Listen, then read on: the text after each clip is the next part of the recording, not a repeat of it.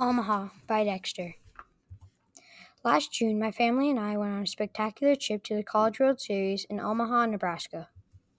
A couple of days before the World Series, my dad came home from work and told Nolan, my brother, and I to sit on the couch. My mom came over too.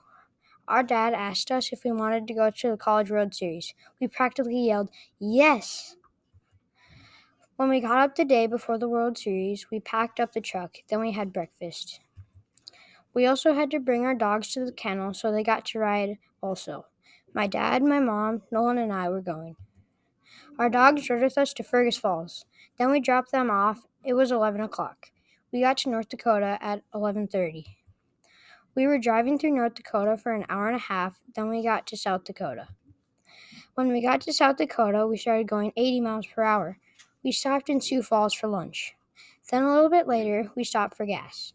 When we reached Iowa, the Iowa-South Dakota border, we crossed into Iowa. We drove in Iowa for about an hour. After driving for 15 minutes by the Iowa-Nebraska border, there was a bridge that we crossed to get to Nebraska. We drove in Nebraska for 15 minutes, then we saw Omaha. It was really spectacular. We were driving to the hotel and got there at 4:30. We settled into the hotel. Then we left for the stadium since there were shops set up there.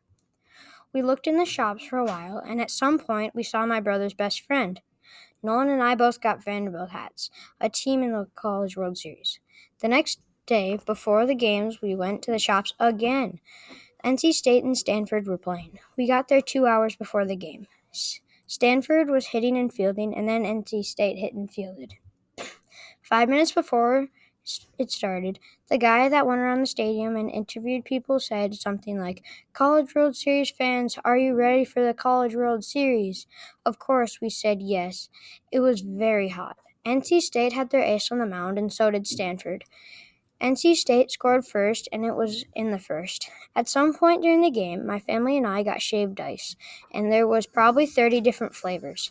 NC State scored 10 runs that led them to a 10-4 victory. After the game, we had to leave the stadium. We liked that. We had to do that since it was 97 degrees. So we went into a building by the stadium since there was air conditioning.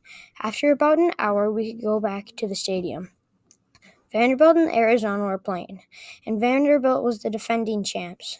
Arizona scored first, and they built a 3-run lead. Then Vanderbilt scored one back. In the fourth inning, Jason Gonzalez from Vanderbilt hit a 2-run bomb. Then in the fifth, an Arizona guy homered. Then Vanderbilt's leadoff hitter, Enrique Bradfield Jr., hit an RBI single. Then Carter Young from Vandy also hit a 2-run bomb. The next inning, an Arizona guy hit a sac fly to score a run. Finally, in the 12th inning, with the bases loaded, Jason Gonzalez hit a walk-off single. After the game, some Vandy players were signing autographs, and Nolan and I got autographs from 2 top 15 draft picks. When we got back to the hotel, it was 10:45, and the pool was still open, so Nolan and I went in. We played baseball with a basketball and without gloves and bats. After a while, we quit playing baseball and started chasing each other around the pool.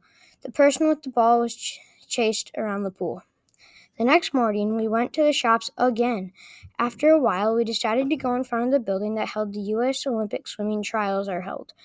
There were statues of swimmers from the past, and on the front side there was a picture of present swimmers.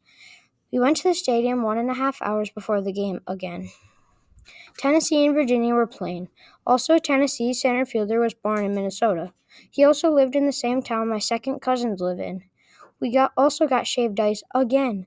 Virginia hit a couple home runs that helped them seal a victory. We left shortly after the game.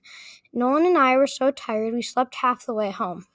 We stopped at the same place for lunch that we did on the way there, Jersey Mike's. When we got to Fergus Falls, we picked up our dogs. When we got home, it felt funny to be home again. All in all, it was an awesome trip. The end.